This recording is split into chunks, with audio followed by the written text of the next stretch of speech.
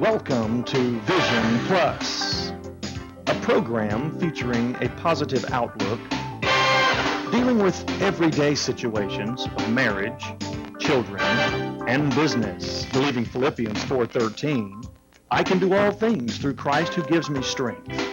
Teacher, author, speaker, delighting audiences from New York to Sacramento with a heart and message for the people today. Bonnie would like to remind you of the 800. Hello and welcome. I'm Bonnie Liphart and you're watching Vision Plus. We are here on location in South Carolina, and we're happy that you join us. We're in Greenville, South Carolina, and a lot of you have heard of the Tea Party. We've had some of the people on from the Tea Party in Huntsville, Alabama, and Mo Brooks and some others that were Phil Williams and some people that ran for office that were elected. And you may not realize that there's also a group called RINO Hunt that started about the same time as Tea Party, and we have the person that's the founder of that in Greenville, South Carolina. We were here for one of the meetings that they had, and I want you to help me welcome a famous name, Kebler. We think of crackers and a lot of good fun stuff for snacks when we think of that. Hello, welcome. Thank you. Well, tell us your name and a little bit about the name RINO Hunt. Okay. My name is Harry Kebler. It's almost like Kebler, but I can't shake any money out of the hollow trees. About a year and a half ago, the Speaker of the House here in South Carolina, at the end of the session, sent out an email to, I would assume, thousands of South Carolinians, and he was bragging about what a great job the Republican Party had done here in South Carolina, talking about how they had reduced spending, reduced taxes, shrank the size of government, and it really upset me because all of those things were the exact opposite of what really happened. What did happen? Well, our government expanded probably close to 20%. Whoa. Taxes were, the total amount of revenue collected by the state increased. They created some new positions, gave pay raises, the whole 9 yards, and yet the message that was sent out was the exact opposite. You said something in your speech last night about they would say, well, we're going to raise it 10%. We only raised it 8%, therefore we save this much money. Yeah, we cut spending. We planned on spending $200 million.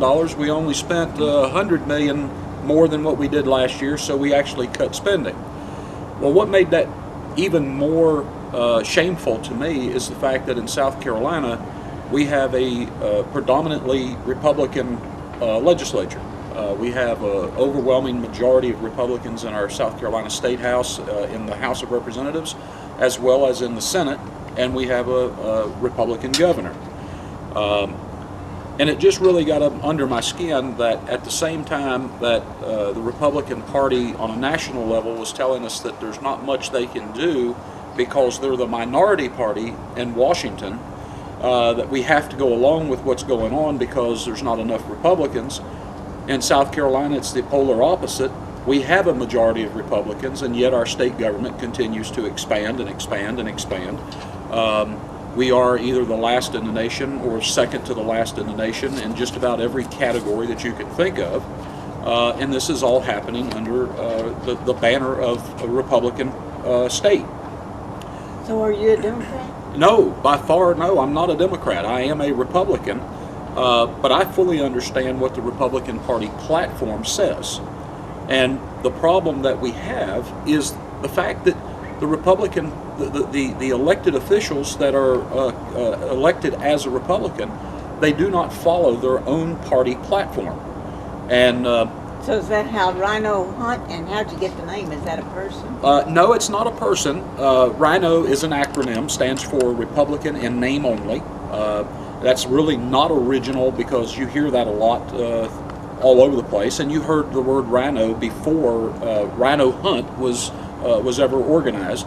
But the Speaker of the House in that email, the very last thing that he said was that he wanted to hear from us here in South Carolina because our voice drives debate. So I sat down over a period of a couple of days and wrote an email back to him, letting him know that I graduated from high school and I knew how to count, I knew how to add, and that I was fully aware that South Carolina had a majority of Republicans running the state, and that they were not upholding their own party platform. And I used the label RINO, and I told him that but we have room for hope, because when they go back into session, RINO Hunt will begin. We're going to hunt down as many Republican and name only. We're going to seek out candidates to challenge them in the upcoming elections, and we're going to replace as many as possible on both a statewide basis as well as local, as far as county offices and things of that nature.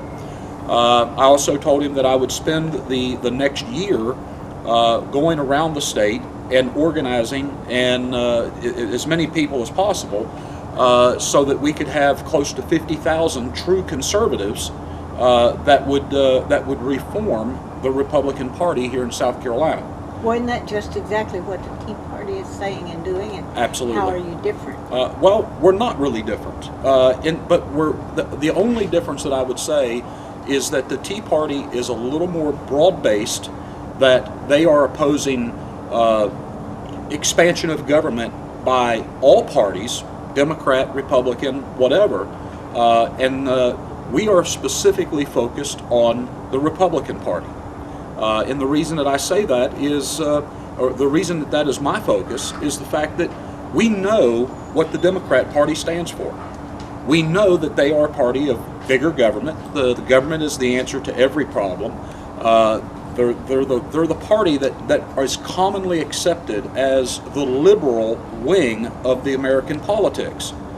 But the Republican Party is more dangerous than the Democrat Party. Uh-oh.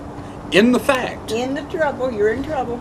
In the fact that if I come to your house and I'm dressed all in black, I've got the black ski mask, the black gloves, the black everything, your neighbors will easily spot me as being the guy that's going to break into your house. Right. But if I come dressed as a U.S. postman, it appears that I have a purpose for being there, and nobody will look twice.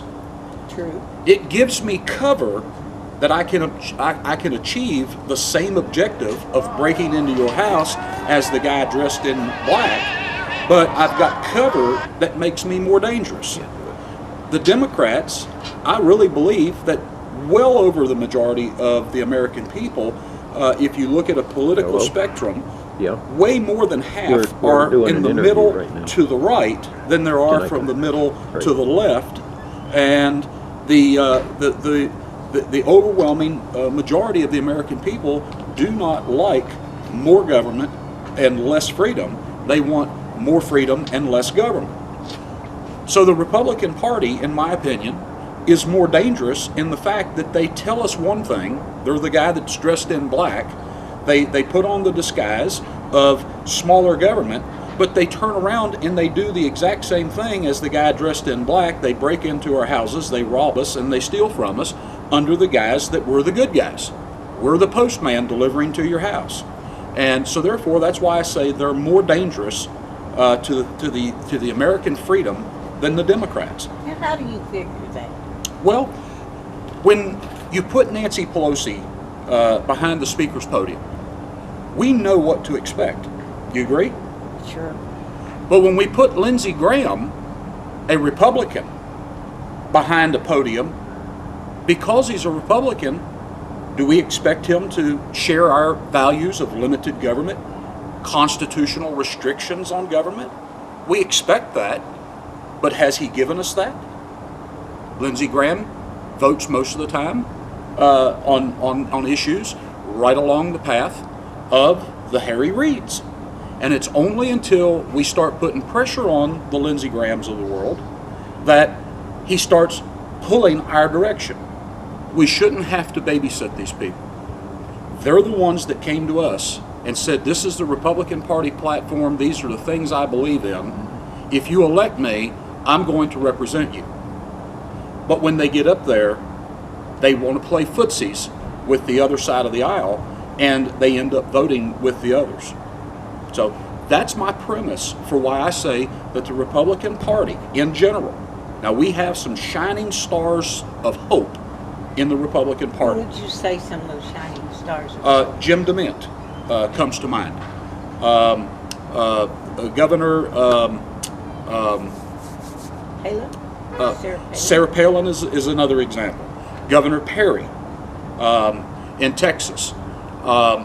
These are folks that are demonstrating by their behavior and their voting records and what they support. They are actually demonstrating what I believe in.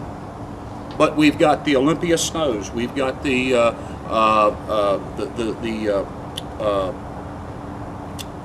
Lindsey Graham's. We had Bob Inglis, who was a congressman from right here in Greenville, South Carolina.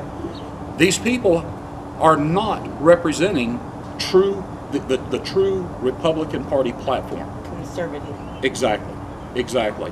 Which, by the way, Bob Inglis, Congressman Inglis, we went to him, I personally went to him and said, you are not upholding the Republican Party platform. You are not representing the views of your constituents who elected you.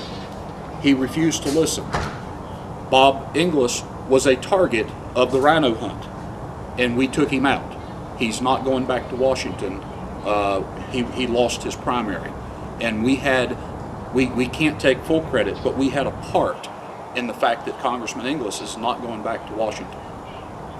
So, why do you, is this a pretty large group, the RINO hunt, and is it in other states other than South Carolina? Well, as you experienced last night in our meeting, that was one of our smaller meetings. We had, 50-some, maybe 60 people. We typically have anywhere from 100 to 130 people at any given meeting. We have RINO hunt chapters in some other areas in the state of South Carolina, which you would expect. This is where RINO hunt was organized, so it's going to expand here, first. We have members of RINO hunt in about 27 different states. And what always tickles me is every time somebody joins RINO hunt that's out of state, it amazes me because I see them joining from places like California. That gives me hope. We don't think of California as being a conservative state, but there are Republicans all over the United States that are fed up with the way that the party is carrying out our business. You asked me earlier about, am I a Republican? I'd like to go back to that. I ran for office here locally for county council, and I ran as a Republican. One of the gentlemen at our meeting last night, after the meeting was over, he asked me, he said, how could you run as a Republican? The party is in shambles. I said, I wanted to run as a Republican so that if I were elected, I could set an example for what a Republican really is. I want somebody to see on a local level what we currently see in people like Jim DeMint. And what do you think it's going to take for the Republican Party to get back to the conservative issues that we in America think of as conservative? I think it's a great question. Thank you. I think it's going to it's a two-pronged attack that we have to look at. Number one is we have to weed out through the election cycles incumbent Republicans who are not upholding the party platform. That's the first thing. What would you say well, go ahead and finish that, and Okay. I'll ask you. The second thing is we need to encourage citizens, true conservative citizens, to get involved in what I call the party machine. The party machine being the Republican Party organization. A lot of folks don't understand that both of, all political parties, but we typically think of the two main parties, the Republican and Democrat parties, A lot of folks think that that's part of government. The parties are not government. They are private organizations, just like the Kiwanis or the Girl Scouts, Boy Scouts. They are a private organization that uses their collective influence to form policies through electing folks into office. And we also need to reform the party machine. Well, I don't care for the name machine, but I know what you mean. Right. The good old boys of the Republicans and girls Right. of the Republican Party. What I was going to ask you was, why don't you enumerate what you think the true conservative platform should be? Beautiful question. If folks will go to rhinohunt.net, www.rhinohunt.net, And that's RINO. RINO, Might get a T-shirt if you drive all the way to Greenville, South Carolina, and have a television show to interview the founder. but to answer that great question, the first page that comes up when you go to that website lists everything that I think, and it wasn't just designed by me, lots and lots of people had input on what is included in that first page.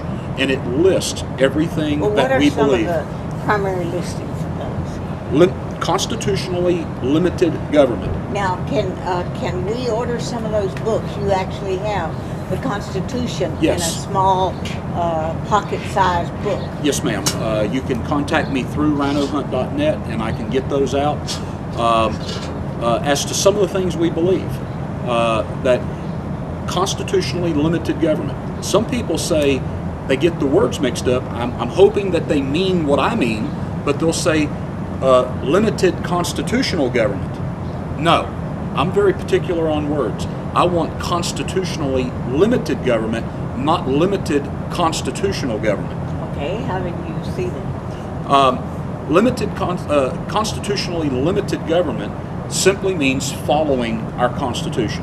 Article 1, Section 8 of the U.S. Constitution is what is known as the enumerated powers of the Constitution. It enumerates what the federal government is responsible for, what they have a right to do, what they have an obligation to do. Things such as our national defense, establishing our currency and setting the value of our currency, those types of things. The federal judicial system, that is part of the Article 1, Section 8, to establish those things. But when you read down through the rest of it, by the way, Article 1, Section 8 is a very short, very small outline of what they have the authority and the rights to do. When you finish reading through and you get to the Bill of Rights, the 9th and 10th Amendments clearly states that whatever powers were not given to the federal government, all other powers are reserved for the individual states and the people of those states.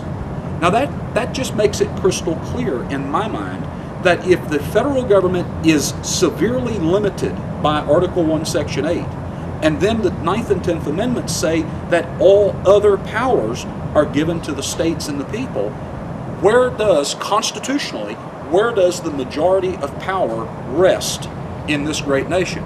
It rests in the states and the people, not Washington, D.C. And those rights determine so many things that, and what are some of the primary things in the last 5 minutes or so of the program that you think are important for the future and the hope of our country?